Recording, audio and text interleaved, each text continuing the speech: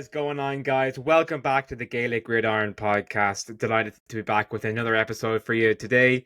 Joining me are my partners in crime, Kevin Kelly and Stephen Twist Kearns. Boys, how are we doing? It has been a while since we were last on. All good, all good. If there's some news, always good to get new NFL news to get us in and chatting, and we get to talk football, which is always great.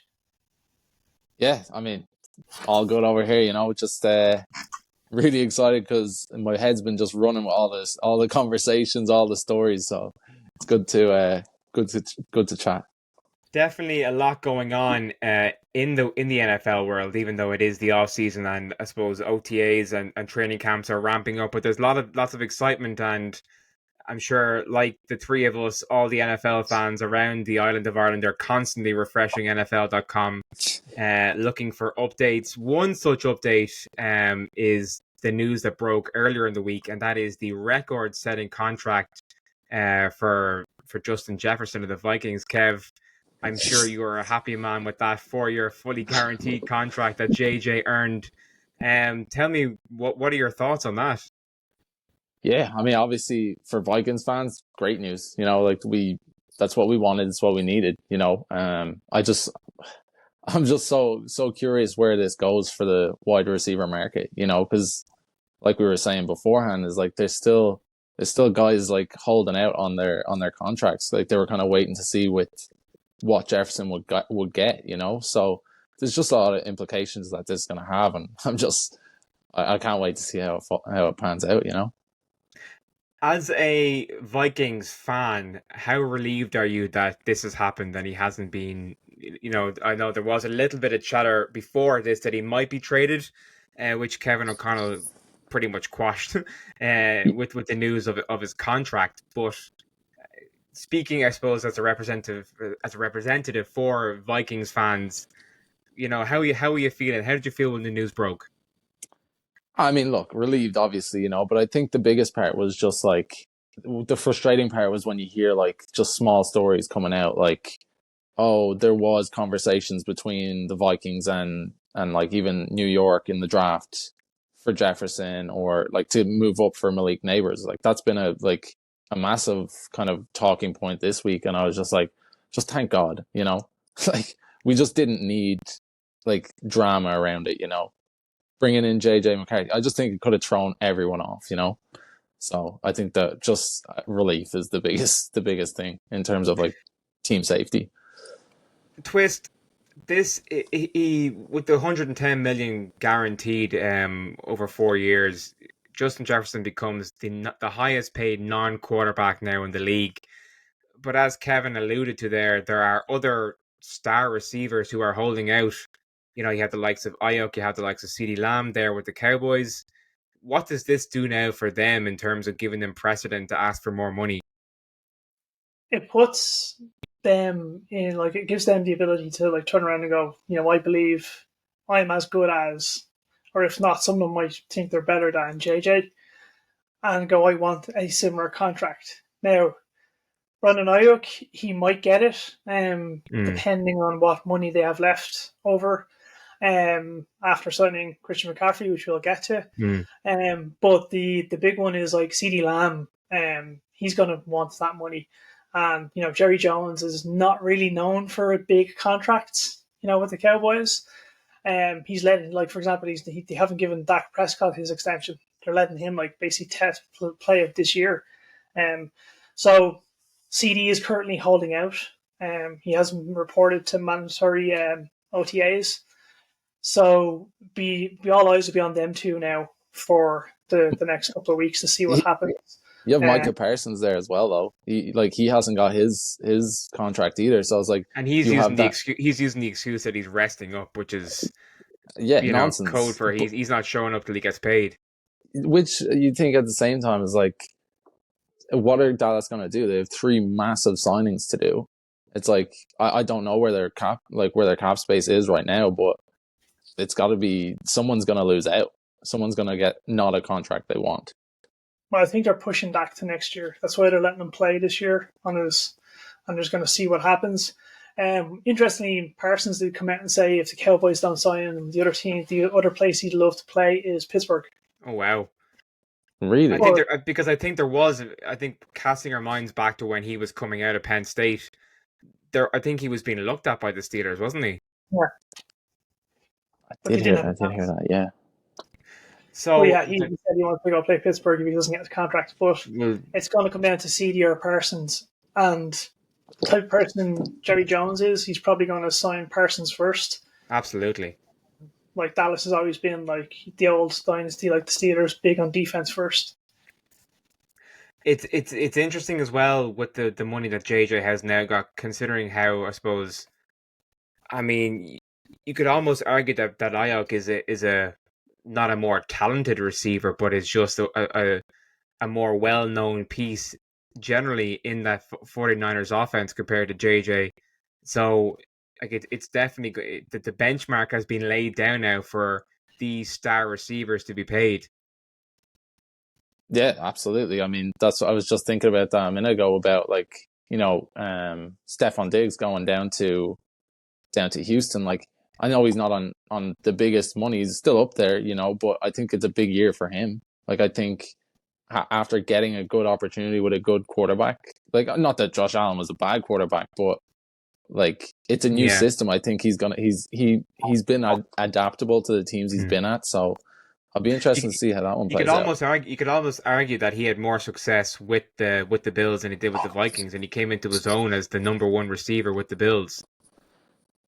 Absolutely. Yeah, yeah. Like, I mean, in Minnesota, he obviously, like, he had big moments, right? Mm. But there was always still Adam Thielen was there, and he was killing it as well. At the same time he was around. But yeah, he really came into his own in Buffalo without, like, kind of under the radar as well a little bit. Like, he wasn't all over the headlines.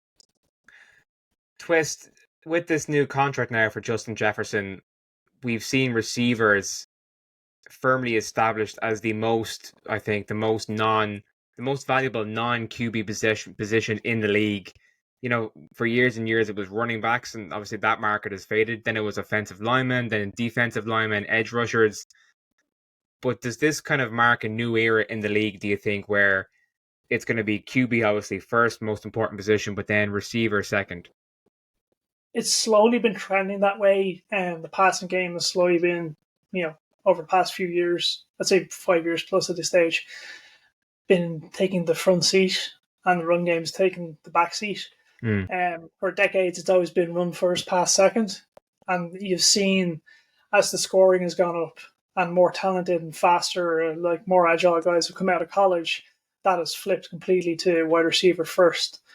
And you'll see, like, a lot of teams will try and get, Chicago went and got a rookie quarterback and rookie wide receiver, rookie lineman as well, to try and like tie that together to get that foundation there. And you'll see teams like that. Like, the best example is like the Texans. They went and got Stroud, and they went and got Tank Dell.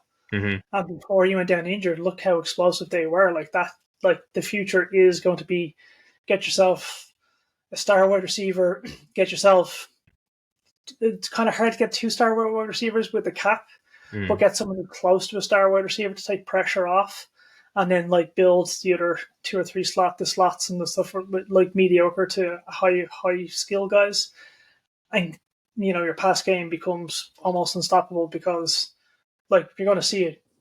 Jefferson's got to be double teams, sometimes triple teams, like throughout the season, and that's going to free up the other guys. He's going to get frustrated. He's not going to get targets or catches, but he will make. We've seen him. He will pluck balls out of the air, but him being on the field changes the game completely for the visiting team or the team that you're going to play against. Like, someone like that completely flips the script. Kev, as the resident Vikings fan on the podcast, I'll give you the final word before we move on to our next segment. Yeah, I think the overall thing is relief, and obviously it's left the conversation open ended for what could be for all positions. I think it resets a lot of different markets here. So now, slightly, I suppose, contradictory to our premise that wide receiver has become the most valuable non-QB position, is the other high-profile player that got paid, and it was confirmed it was rumored but then confirmed this afternoon. But Christian McCaffrey has got a new 2-year deal worth 38 million, and he stays as the highest paid running back in the league. Is Christian McCaffrey now officially the best offensive player in the NFL? Offensive, no. Running back, yes. Like, in terms of how he's used in San Francisco, he's that all-purpose guy. He was that way with like Carolina. Like, he was always a threat, no matter what down and distance it was. If you hand that ball to him, he's going to get either the first down or he's going to get vital chunk yardage to like give you that chance to stay in the game. Not the best offensive player. I mean, right now, if I'm honest, the best offensive player on the field is Justin Jefferson. Mm-hmm. But he's definitely up there. Like, if not the best running back, he's in the top 3. I think this extension as well shows how much of a vital part he is in that Niners offense, and how he's going to be. I mean, he's clearly central to their plans for making a run back to the Super Bowl this season. Oh yeah, he's as dynamic of a player really as they come. Like, I could not see you being able to put any of the wide receivers we just talked about in his position and do it anywhere close to as good as he does. But, at the same time, I think he could do as much as the rest of them in the wide receiver position alone. That's why I think he could potentially be the best player on the pitch, in my eyes, sometimes, And as well as that, he's not just a running back. He does have a contribution in the passing game out of the backfield and on routes as well. So I suppose because he has that hybrid productivity, he offers, he can do more, and hence I guess San Francisco thought he was worth the money. But the question is now, does this extension impact what they can pay Brandon Ayuk? What do you think, Twist? I think it will affect like how much guaranteed money they have available to give Ayuk, and whether he'll be happy with that or not. It's going to come down to like, do you want to stay on the team and help us make a run back to the Super Bowl, possibly win the Super Bowl, or do you want to test like the market and see what you're worth? Now, some guys will make that run, stick with the team, and I'm not saying Ayuk is not like that, but you've seen like how this league is, how hard, even with the protections to protect guys from being hit in a certain way.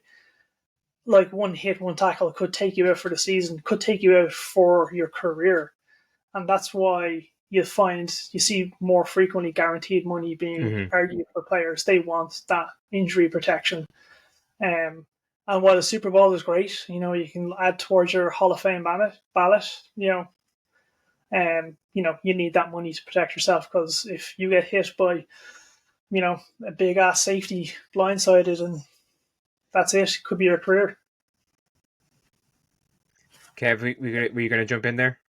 No, I think that couldn't be any more correct. Like, I mean, you hit it right on the head there. That's you want the money safety no matter what position you're playing, really. I think you don't even have to get blindsided. I think you could just, like that, Aaron Rodgers and Kirk Cousins both went going down with the Achilles. You're just like, how much does that impact? Like, obviously now 2 older players, but it's like, it's to a younger player, could change their whole career trajectory.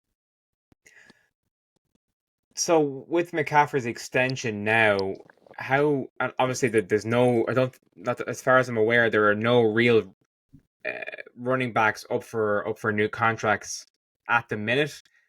But do you think, similar to what Jefferson's deal will do for receivers, will McCaffrey's deal do for running backs who might have a similar skill set?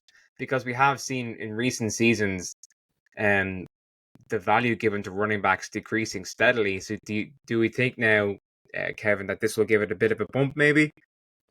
Yeah, where did Derrick Henry end up at? He's with the Ravens. Oh, so he got picked up. Okay, because I was like, I wasn't sure if he had been. So I was like, he might want more money than that. Like, I could see him wanting it. But But But I don't. he's also coming towards the end of his career if you think about it. Really, Yeah, but I would. his heyday was with Tennessee, whereas McCaffrey and the likes of Jonathan Taylor and any of those there, I would still, even though McCaffrey's been around for a while, I would still class them as being in the prime of their careers.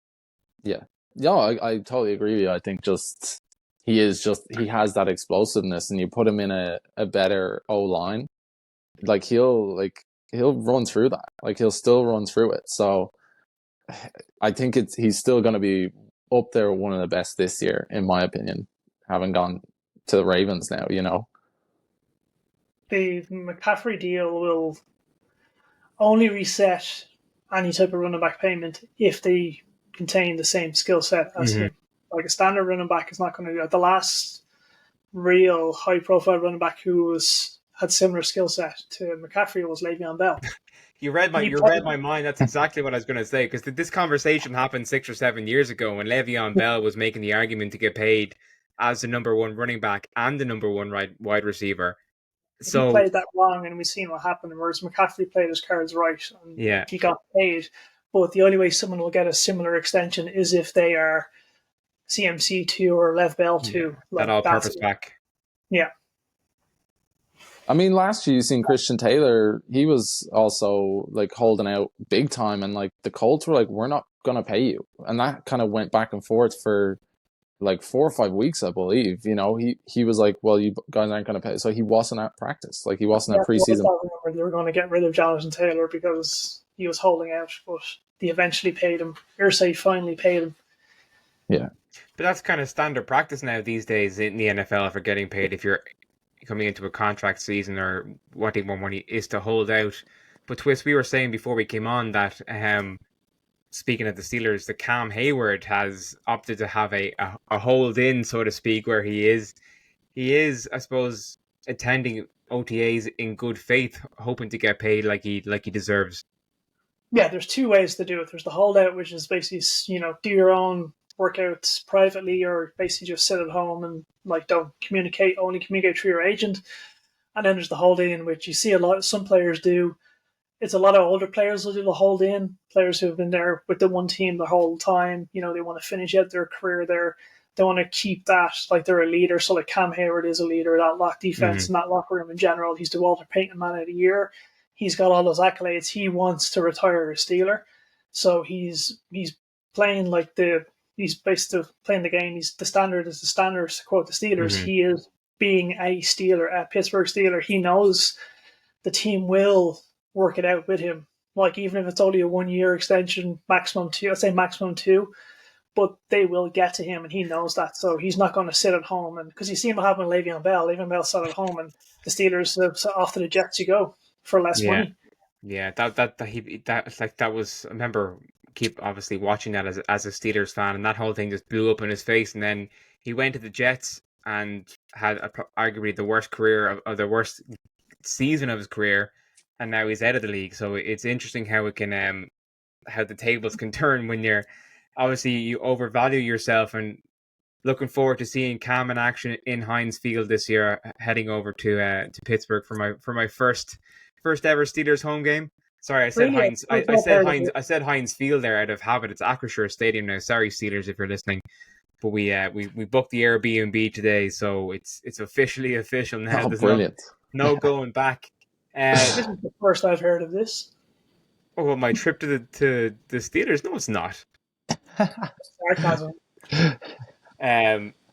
Looking at the Steelers there before I suppose we kind of move on, and something that I want to get your thoughts on as well, guys, here is anything else.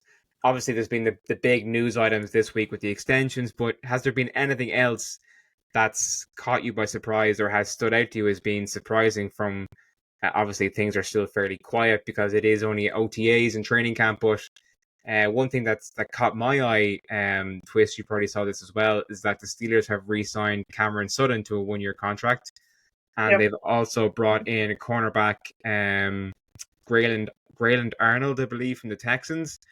And the reason, I suppose, for me, they have arguably two of the best corners in the league on the roster in Joey Porter Jr. and Corey Trice, although Corey Trice is still untested.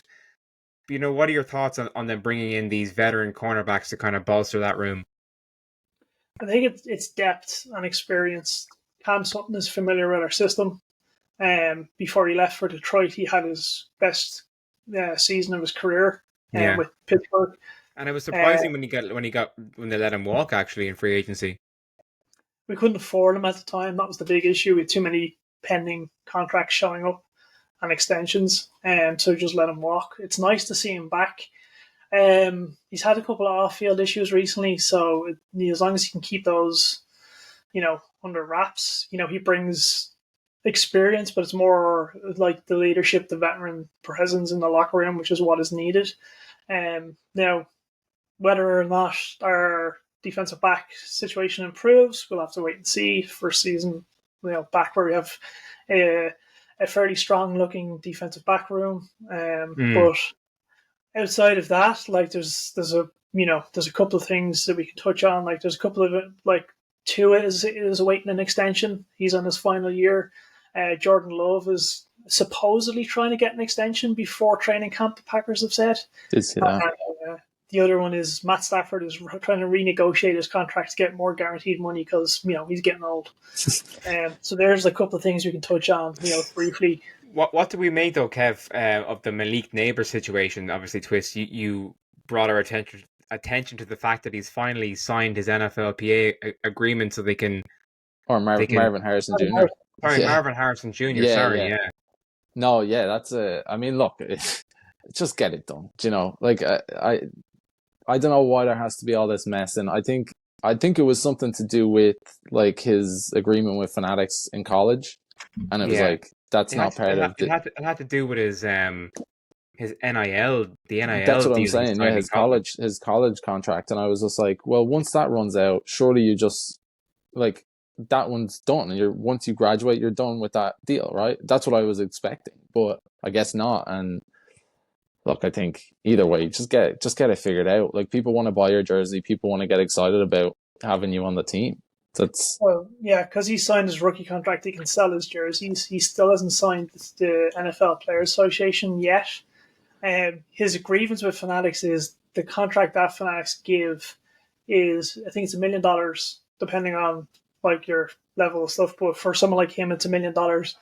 But it covers your last 2 years in college and your first 2 years in the NFL. So after you're hit as a rookie in the NFL, year 2, you're usually a much bigger superstar. So he's Fanatics are basically getting 2 years at a huge discount when I'm a professional. Right. Yeah. And I want to renegotiate that. So Fanatics are kind of countersuing him. So you can buy his jersey. He still probably won't be in Madden at the moment. So Cardinals fans will have to throw the ball to player. maybe he'll be in the NCAA, the college football game still. They'll just put him back in college. Yeah. The whole thing though is crazy, and it's I suppose it's such a cautionary tale for college stars to read the fine print.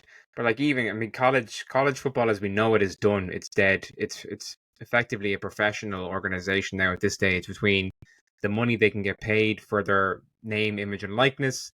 The fact that if a player isn't getting what he wants in one school, he can go into the transfer portal and technically play. If he wanted, he could play for 4 different programs in his 4 years of eligibility. So it is effectively a professional sports network now. Yeah, I think there was other news there during the week as well. The NCAA actually allowed for people to get paid. They're allowing for players to, and the Power 5 school or conferences have all agreed on it. They're all going to start being able to actually pay the athletes. The schools themselves, or the... Yeah. Oh wow. Yeah. Well, there you go. Yeah.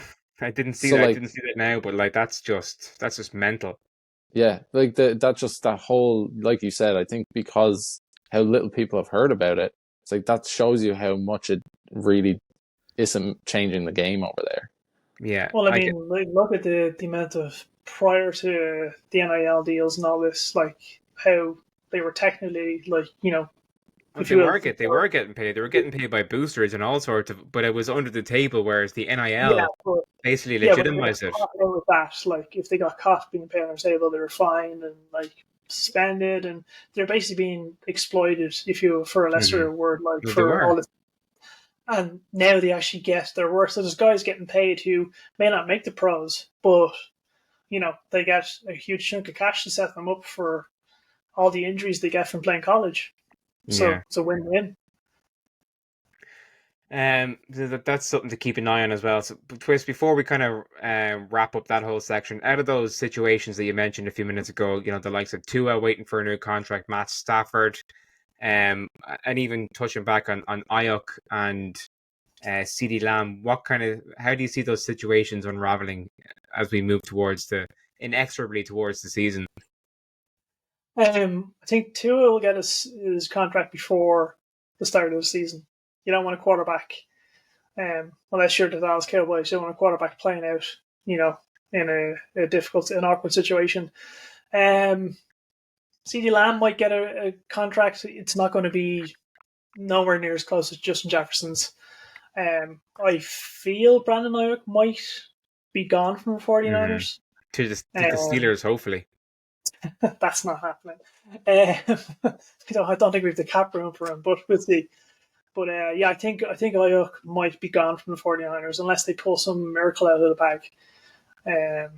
But yeah, and then the other one was Matt Stafford just wants more money, like guaranteed money, and I don't blame him. He's old. Like he needs that money. And Jordan Love, the Packers are going to sign him, get that distraction off the way. So I think the only ones that would be, if you will, drama would be Ayuk and Lamb. We're the ones who are going to see the drama. All right. Well, look, there's lots to keep an eye on there over the coming weeks as we move towards the season, and it's only June, lads. I love the summer, but my God, I want football to start back already. Well, that's why these stories are so sensational. They have to let them run their course. So it keeps us engaged, and it keeps giving us content. So that's the main thing. But look, before we finish up, a topic that has been floated out there is who will end up as this year's Madden cover star. So Kevin, I'll go to you first. Who would be your ideal Madden cover star this year? I think, ideal. No Madden curse. Obviously, you'd want Justin Jefferson on there. I think honestly, a more realistic expectation right now, I think, it could be Caleb Williams. Like, it legitimately could be Caleb Williams. Well, not the way he's been playing in practice so far. But I think just the hype that's around him. Like, I still think that he's already, and like just his character. I think like you see, he's being a good teammate with his team, like good bonding going on over there. I think like he's doing all the right things. Have they ever put a rookie on the Madden cover? There's a bit of homework for you. We can address that on our next podcast. I don't actually know. I don't know the answer. I'm just genuinely, but like I agree, he is obviously a star talent, and the Bears drafted him for a reason to bring that star power to Chicago. So that could definitely be interesting. Twist, what do you reckon? Well, I think there has to have been a rookie on the cover before. We'll have to look into that because that's not something Madden would ever let slide. There's too many young quarterbacks in the league right now who are superstars who, can't be left off the cover, like CJ Stroud. I could see him being cover star. Justin Jefferson, obviously. I think like if you want to go like absolute wild card, you could go back to like the double cover when they done with Polamalu and Fitzpatrick, and do CJ Stroud and Justin Jefferson. Yeah. But we mentioned it before the start of the other absolute wild card, which could sell hundreds of copies of the games just for collectors, for the Swifties out there, would be Travis Kelce. I think Travis Kelce. I think it has to be Kelce. I mean, he is like he's the most. Not only is he one of the best players in the NFL, he is the most marketable player in the NFL right now. I mean, just think of the legions of fans that the Chiefs and the NFL in general has gained from this whole relationship. Like it's insane. I'd say Madden would see, or EA would see, a huge upswing of physical sales of Madden. So people just get the box, to get Travis Kelce, whereas gamers like myself or any person who just doesn't want clutter in their house will just download it digitally. But I can see if he's on the cover, I can see like it being a huge sales push. They're already trying to do it now by pinning the option of buying Madden and NCAA College together as a bundle. So they could go all out and do the trifecta and throw Travis Kelce on the cover. I thought they were going to put Travis Kelce and Taylor Swift on it. They could. Just to wind people up. They could really. Pat McAfee would have like content for days on that. Oh man! Could you actually imagine though if Taylor Swift ended up on the cover of Madden? Like that would just be. I don't know if I could be a football fan anymore if that happened. Like it would just be insane. That would be brilliant. What about the new college football game? The new college football game though. What do we reckon? Is it worth the investment, Kev? Are you gonna give it a go? Yeah, I mean, look, I think I think it can't be any more fun, really. It's like if you in any way follow college football, you know, it gives you a better sense of like understanding of the game. Like you just know more about it, right? So I think it's like I just can't wait because it gives you a more in-depth way of keeping up with the game and understanding it a little more, like while playing it. Yeah, like that's it. Well, based on the fan chatter and the memes and everything else about college football coming back, this game better be the best football game ever made, or people will literally burn down EA's offices. But it's been so long. We've been waiting for this for so long. I mean, I remember playing the last college game that came out back 2011, 2012, maybe. So NCAA 09 in the room with me here somewhere. But like, I'm obviously going to give it a go because with on the Xbox, like I get 3 days free trial of NCAA, so I can give it a go and go, is this worth actually paying money for? Yeah, like, it's already got the Madden, the college version of Ultimate Team, so we'll see. I haven't been into my Xbox Live account in I'd say about a year, if not longer. The Xbox is sadly sitting here gathering dust. So I might there was an older game as well. It was like I remember playing it. Was it Madden as well, where you could like go in and like update your crib, like you could like buy all these different. I know in the last college football game you could import your player into Madden on the same Madden, so you could do a whole 4-year career in Madden. Sorry, in NCAA. And then import him into Madden to keep going with the career. So that was pretty cool. So it'll be interesting to see. The one you're thinking of, Kev, is Blitz the League, which was the unofficial one where you could like target people and you tackle them, break their legs and arms Madden and stuff like Street or something mental. No, I can't remember. I'll have to go look that one up as well. We do have a bit of homework to do tonight. Well, look, lads, always a pleasure to talk football with you. There's so much going on, even though you don't really realise how much there is going on. So we'll be sure to keep up with all that. We'll be back soon with another episode. But in the meantime, stay well and thank you for your time. Cheers. No worries.